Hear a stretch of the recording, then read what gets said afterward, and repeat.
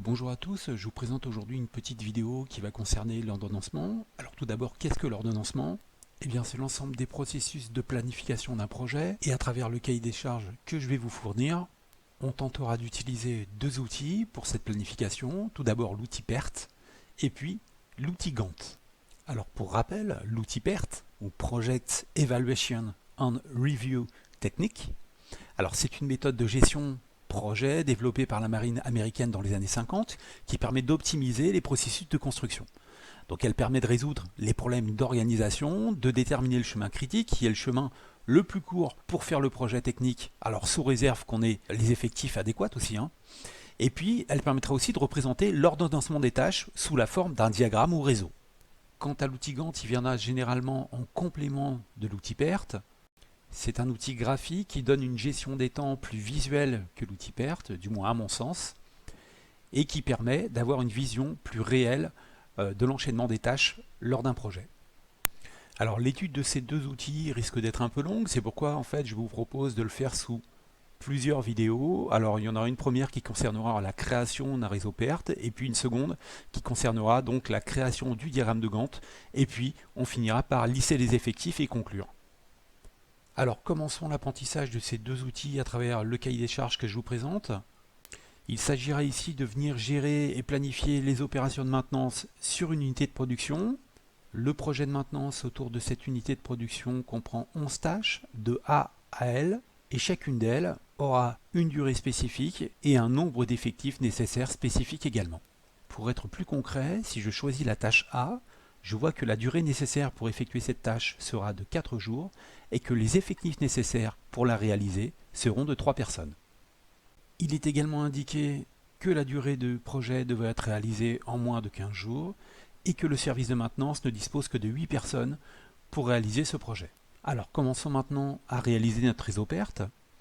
Alors une des problématiques récurrentes rencontrées lors de l'exécution d'un réseau PERT est l'empressement des élèves à réaliser dès le départ leur réseau et se retrouver face à une construction ingérable.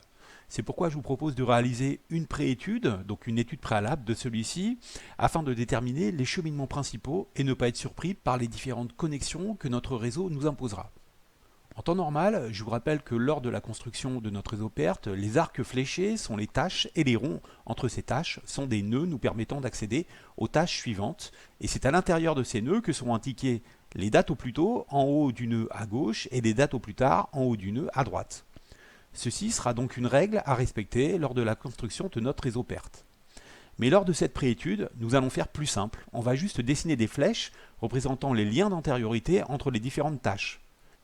Et trêve d'explication, le plus simple est que nous le fassions ensemble et vous verrez, cette préétude ne vous prendra que quelques minutes et vous évitera souvent de recommencer votre travail. Nous allons tout d'abord rechercher les tâches qui n'ont pas d'antériorité, c'est-à-dire les tâches qui n'ont pas besoin que d'autres tâches soient finies pour être exécutées. Ce sera donc les premières tâches à effectuer puisqu'il n'y en a pas de plus anciennes. Alors ici nous avons la tâche C et puis la tâche L. Recherchons maintenant les tâches dont ces tâches C et L sont antérieures, c'est-à-dire les tâches qui ne pourront s'exécuter que si la tâche C ou la tâche L sont finies. Pour la tâche C, nous avons E, G et J. Quant à L, il n'est visiblement antérieur à aucune tâche. Avant de continuer, je vous propose d'annoter les tâches que l'on vient de gérer.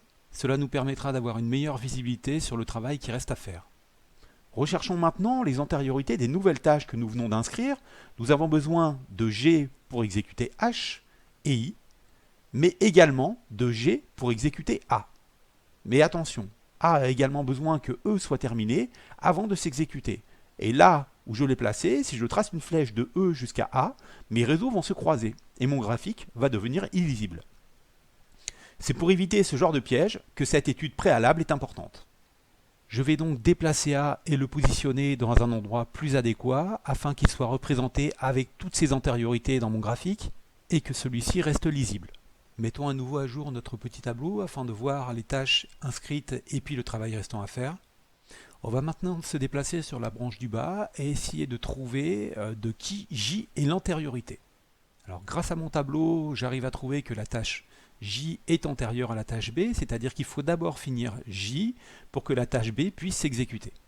Je vais donc inscrire ces données au niveau de mon graphique et mettre à jour mon tableau. Il nous reste maintenant donc 3 tâches à gérer, la tâche D, F et K. Alors commençons par la tâche D. Nous voyons ici qu'il lui faudra que F, I et K soient terminées avant que celle-ci puisse débuter. La tâche I se trouve bien sur notre graphique, mais les tâches F et K n'étant pas encore inscrites, on ne pourra pas construire pour l'instant cette tâche D. Donc on reviendra sur sa construction un peu plus tard. Voyons les autres tâches restantes à faire. Nous avons la tâche F qui a besoin que la tâche B soit finie avant de s'exécuter. La tâche B étant sur notre graphique, nous allons donc pouvoir dessiner la tâche F. Petite mise à jour de notre tableau et passons maintenant à l'inscription de la tâche suivante, la tâche K qui a besoin de A, B et H terminés pour pouvoir s'exécuter. Nous possédons ces 3 tâches au sein de notre graphique, donc nous allons pouvoir la dessiner. Nouvelle mise à jour du tableau avant d'intégrer notre dernière tâche, la tâche D. Alors je vous rappelle que tout à l'heure, nous étions dans l'incapacité de la dessiner. Pourquoi? Parce que toutes les tâches qui devaient être terminées avant de pouvoir commencer cette tâche D n'étaient pas inscrites au niveau de notre graphique. Ce n'est maintenant plus le cas, puisque F, I et K sont bien présentes, nous allons pouvoir dessiner notre tâche D. Voilà, nous avons maintenant fini d'inscrire toutes les tâches de notre tableau et nous avons l'architecture que notre réseau perte final devra conserver pour être lisible. C'est donc sur la base de cette étude préalable que nous allons construire les réseaux de notre réseau perte final. Notons que les tâches C et L commencent le réseau, elles seront donc rattachées au nœud de début dans notre réseau perte, et que les tâches D et L terminent le graphique, elles seront donc rattachées au nœud fin de notre réseau perte. Passons maintenant à la construction du réseau lui-même, et pour cela nous allons avoir besoin de notre préétude et de notre tableau. Nous allons commencer par dessiner notre nœud de début, d'où partira la tâche C et la tâche L, les 2 premières tâches à s'exécuter. La tâche L n'étant antérieure à personne, nous attendrons de dessiner le nœud de fin avant de la rattacher à celui-ci. Notez qu'à côté du nom des tâches, nous donnerons aussi leur durée. Cela nous permettra dans l'avenir de pouvoir calculer plus facilement les dates au plus tôt et les dates au plus tard. Alors voyez comme il est facile d'écrire notre réseau perte sur la base de l'architecture de notre préétude, il suffit de lire simplement. On voit par exemple que derrière la tâche C, à la suite de la tâche C, on va trouver la tâche G, la tâche E et la tâche J, et l'on va disposer ces 3 tâches de la même manière qu'on les avait disposées dans notre étude préalable. Alors nous allons maintenant nous occuper des tâches I, H, A et B. Alors commençons arbitrairement par la tâche H, nous voyons qu'elle va sur la tâche K, située au rang suivant. Alors ce que j'appelle rang, c'est les surlignages en rouge que j'ai fait au niveau de ma préétude. Ici, le rang 1 sera C et L, le rang 2 sera G, E et J, le rang 3 sera I, H, A et B, le rang 4 sera K et F, et le rang 5 sera D. Alors pour gérer la tâche I, nous voyons qu'elle n'arrive pas au rang 4, mais bien au rang 5, donc on continuera notre flèche un petit peu plus loin. Passons à la tâche A, qui aura besoin que la tâche G soit terminée avant de commencer, mais également que E soit terminée. Alors vous allez voir que ça va nous poser un petit problème d'écriture. En effet, si écrire le lien d'antériorité entre E et A ne posera pas de problème, vous verrez qu'il n'en sera pas de même pour écrire le lien d'antériorité entre G et A. Pourquoi? Parce que G est déjà inscrite, et il est interdit en réseau perte de noter plusieurs fois la même tâche. En effet, on aurait été tenté d'écrire une tâche représentant G qui aurait été parallèle à E, mais comme je vous l'ai dit précédemment, cela est interdit en réseau perte et cela fausserait nos calculs futurs. C'est pourquoi, pour pallier à ce genre de problématique, le réseau perte nous propose les tâches fictives. Alors qu'est-ce que sont les tâches fictives? Ce sont des tâches qui n'en sont pas réellement, c'est pour ça qu'elles auront une durée nulle, mais elles symboliseront néanmoins une antériorité entre 2 tâches. Elles seront donc symbolisées par une flèche avec un 0 pour montrer leur durée nulle, mais pour montrer leur particularité, elles se différencieront des autres tâches par une écriture en pointillé au lieu d'être en trait plein. Alors indiquons cette antériorité entre G et A à l'aide d'une tâche fictive et vérifions que les antériorités de notre graphique sont bien respectées. Nous avons G toujours antérieur à H et I et nous avons G et E antérieurs à A. Mon cahier des charges étant respecté, je peux continuer mon exercice. Sur ce rang 3, il me reste à gérer la tâche B et celle-ci ne représente aucune difficulté. B est simplement la suivante de J. Passons maintenant au rang 4 avec l'exécution des tâches K et F. Alors commençons par la tâche K. Celle-ci sera la suivante de A, H et B. Alors pour A et H, aucun souci. Les flèches se dirigent vers le nœud qui nous mène à K. Mais pour B, petit problème, la flèche est déjà inscrite vers le nœud qui mène à F. Alors notons ce F et voyons voir comment on va gérer la liaison entre B et K. Étant donné que je ne peux pas représenter deux fois cette tâche B, je vais donc procéder à l'écriture d'une tâche fictive. A, B et H sont antérieurs à K, B est antérieur à F, mon cahier des charges est donc respecté. Passons maintenant au rang 5 avec l'écriture de la tâche D. Celle-ci est on ne peut plus simple à écrire. I, F et K sont trois tâches qui mènent au nœud débutant la tâche D. Celle-ci sera donc suivante à ce nœud. La tâche D n'étant antécédente à personne, elle sera donc rattachée au nœud de fin. Et il en sera de même pour la tâche L, qui est également antécédente à personne, et donc sera rattachée au nœud de fin. Alors voilà, c'est la fin de l'architecture de notre réseau PERT. Il nous reste maintenant à calculer les dates au plus tôt et les dates au plus tard, afin de définir le chemin critique de notre réseau. Alors nous allons commencer par calculer les dates au plus tôt. Ce sera assez simple, il nous suffira juste d'additionner la durée des différentes tâches appartenant à un même réseau, à ceci près qu'à la convergence de deux réseaux ou plus, nous aurons plusieurs calculs possibles. Et là, il faudra faire un choix. Pour le calcul de la date au plus tôt, nous opterons toujours pour le calcul ayant obtenu le chiffre le plus grand. Alors pour rappel, la date au plus tôt représente la date de fin au plus tôt de la tâche précédente et le début au plus tôt de la tâche suivante d'un même nœud. Mais trêve de bavardage, tout ça vous semble sûrement un peu confus. Le mieux est encore d'étudier tout ça par la pratique. Alors je vais tout d'abord numéroter les différents nœuds de mon graphique afin de pouvoir les identifier. Et puis en partant du nœud de début, je vais venir additionner les différentes durées des tâches sur tous mes réseaux. Commençons par le premier nœud, le nœud numéro 1. Nous obtenons 0 plus la durée de C, c'est-à-dire 4, ce qui nous fait 4.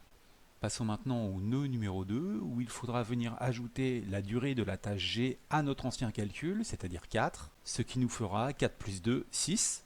Laissons de côté pour l'instant le nœud numéro 3, qui a une convergence de calcul, d'une part par la tâche fictive, de l'autre part par la tâche E, et intéressons-nous au calcul plus simple du nœud numéro 4. Ici, je vais venir additionner la durée de la tâche J au total de mon nœud antérieur, ce qui me donnera 4 plus 2, 6.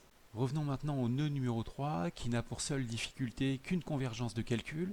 Ici, deux chemins possibles pour calculer la date au plus tôt. Je vous rappelle que pour la date au plus tôt, nous conserverons le calcul le plus grand. Nous avons le choix entre 6 plus 0 ou 4 plus 3.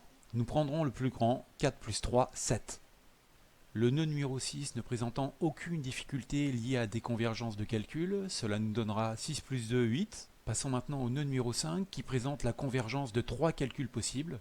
6 plus 1, 7 plus 4, 8 plus 0. Nous opterons donc pour le plus grand, 7 plus 4, 11. Le nœud numéro 7 présente également 3 convergences de calcul. 6 et 1, 11 et 1, 8 et 1. Nous choisirons le plus grand, 11 plus 1, 12. Quant au dernier nœud, le nœud de fin, il présente 2 convergences de calcul, 12 plus 2 et 0 plus 3. Nous choisirons le plus grand, donc 12 plus 2, 14. Alors voilà, nous en avons fini avec les calculs de la date au plus tôt. Reprenons maintenant le dernier chiffre que nous avons trouvé, 14, et plaçons-le dans la date au plus tard du nœud de fin. Pour les calculs de date au plus tard, nous allons reprendre les mêmes réseaux que pour la date au plus tôt, simplement nous naviguerons cette fois à rebrousse-flèche, et nous viendrons cette fois non pas additionner, mais soustraire la durée de la tâche sur la base du calcul du nœud précédent. Nous serons également amenés parfois à rencontrer des convergences de calcul, notamment quand un nœud sera le départ de plusieurs flèches, donc de divergences en plusieurs réseaux. Mais passons plutôt aux travaux pratiques, vous verrez que c'est assez simple. Pour exemple, prenons le cas du nœud numéro 7, cela nous ferait 14 du nœud de fin moins 2 pour la tâche D, ce qui nous donne 14 moins 2, 12. Pour le nœud numéro 5, une seule flèche part de ce nœud, donc nous n'avons pas une convergence de calcul, ce qui nous donne 12 moins 1 pour la valeur de K égale 11.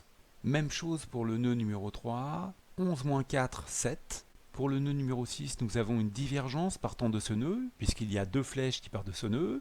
Nous avons 11 moins 0 ou 12 moins 1. Pour rappel, quand nous sommes confrontés à deux calculs, pour la date au plus tard, on choisit le calcul obtenant le résultat le plus petit. Ici, les deux résultats sont égaux à 11, donc on notera 11.